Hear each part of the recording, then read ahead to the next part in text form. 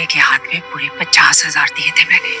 इतना कहा था कि निम्रा के कमरे में जाकर बैठ जा, तब तक दरवाजा नहीं खोलना जब तक पूरा खानदान बाहर जमा ना हो जाए। मैं तुमसे वादा करती हूँ बेटा, तुम्हारी बहुत अच्छी जगह शादी करवाऊंगी, तुम हमेशा खुश रहोगे। मुझे अब शादी नहीं करनी। एक बार कह दे कि बेटा मुझे तुम पे पूरा यकीन है, तुम भागीदार हो निम्रा। मैं चुपचाप चली जाऊंगी, अब्बू ये निकाह नहीं करूंगी। मेरी इज्जत का जनाजा तो तू निकाल चुकी है, अब मैं जिंदा नहीं रहूंगा। मेरे मरने के बाद अपनी सारी ख्वाहिशें पूरी करना जो गिरों पे पढ़ पढ़ कर फूंकने वाली रूहानी फुप्पी बनी हुई है ना, अंदर से ये पूरी गुंडी और बदमाश किस्म की औरत है। बेटी को पूरी शय देती है कि आराम से अपने बॉयफ्रेंड के साथ वो मिलती रहे, और जब भाई उसको रंगे हाथों पकड़ लेता है तो उसको किस तरह से ड्रामाई अंदाज में आकर ये बचाती है।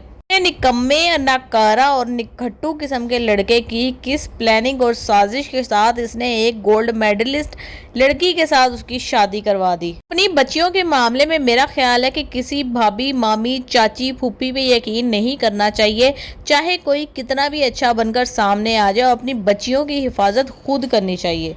ये लड़का इसको खूब ही जलील करेगा, क्योंकि जब इसने इसका प्रपोजल दिया था, इसने कहा था कि मैं तुमसे शादी करना चाहता हूँ, तो इसने एक चपेड़ निकाल के मारी थी उसके मुंह पे। तो अब वो चपेड़ वापस इसके मुंह पे वजने का टाइम आ गया है। पूरी शादी के अंदर मुझे वो जिन्नात नजर नहीं आए जो फूफी ने काला जादू कर करके इस लड़की के पीछे डलवाए थे। शायद उन्होंने रिलैक्सेशन दे दी कि चलो बीबी शादी कर लो, इसमें तुम्हारा कोई रोल नहीं है, इसमें किसी गुंडे को पैसे देकर किरदार अदा करवाना पड़ेगा। अब जो शादी हो चुकी है उसने सारी बातें सुन ली हैं। पहली ही रात घर में आते ही उसने अपनी सास और शौहर की बातें सुन ली हैं कि किस तरीके से उसने 50,000 रुपया देकर उस लड़के को हायर किया था, और उससे कहा था कि तब तक बाहर ना निकलना जब तक कि ख़ानदान के पूरे लोग इस कमरे के बाहर जमा ना हो जाए, ताकि अच्छे तरीके से बेइज्जती हो। बेइज्जती में ना मेरे भाई की बेटी की बेइज्जती में कोई कमी ना रह जाए। हालांकि भाई और भाभी कितनी इज्जत करते थे इस औरत की।